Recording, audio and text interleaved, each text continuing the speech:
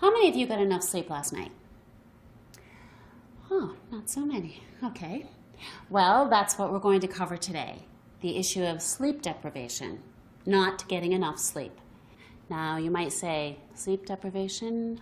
Why is this a public health problem? In fact, there are many serious consequences of not getting enough sleep.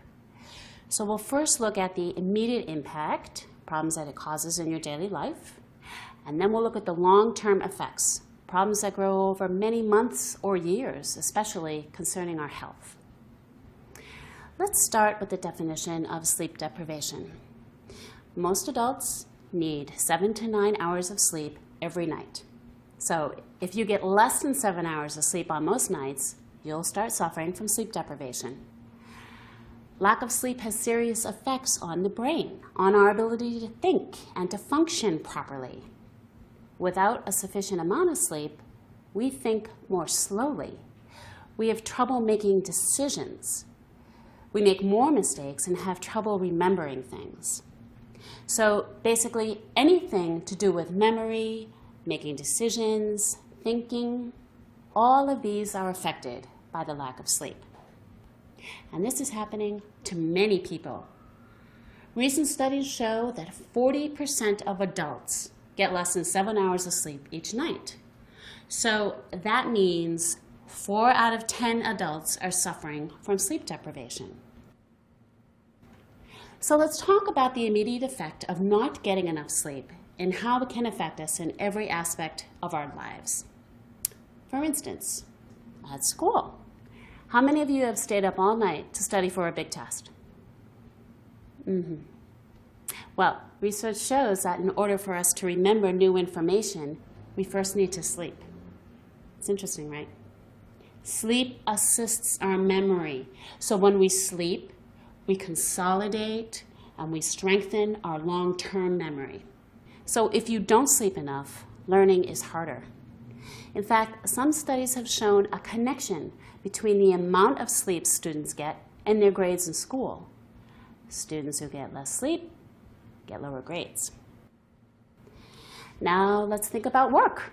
On the job, sleepy workers cause many workplace accidents. One example is in the medical field. Doctors in hospitals often have to put in long shifts and stay up all night. One recent study looked at doctors who stayed awake all night working 30-hour shifts. It showed that these tired doctors were 7 times more likely to make mistakes on these long shifts than on regular shifts when they got enough sleep. 7 times. These mistakes injured people and even killed patients. Another place where the immediate effects of sleep deprivation is illustrated is on the road, in car accidents. Did you know that tired drivers cause 20% of car accidents in the U.S.? That's about 1,500 deaths and more than 7,000 injuries each year. Many of these accidents occur when tired drivers fall into microsleep, which is falling asleep for several seconds.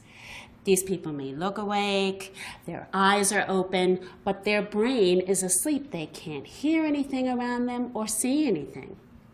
It may only happen for a few seconds, but that's long enough to go through a red light, to drive off the highway, or to hit another car. So those are all immediate day-to-day problems caused by when you're trying to function when you're too tired. But there are also long-term consequences of sleep deprivation, especially to our health. For example, there's a link between lack of sleep and weight gain. Studies show that people who get less sleep are more likely to be overweight. When people are tired, they actually get hungrier and eat more than when they're well rested. They also have more time to eat because they're awake. All this adds up to weight gain. In addition, people who get less sleep are more likely to get sick and to have serious health problems. One study concluded that women who sleep less than 5 hours a night are 40% more likely to have heart problems compared with women who get 8 hours of sleep every night. 40%. That's a much higher risk. The scariest thing about sleep deprivation is that most people don't realize that there are dangers. They continue to go to work when they're tired or to drive a car when they're sleepy.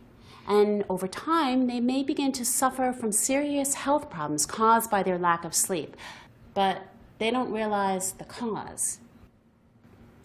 It's clear we need stronger health education programs to teach people about this problem, to make them realize that they should get enough sleep each night. With more sleep, people will do better at school, be safer at work, and they won't have as many car accidents, and they'll be healthier in the long run. Everyone needs this information. And that's what I want to look at next, how to educate people about the problem of sleep deprivation. We'll look at one educational program that was recently started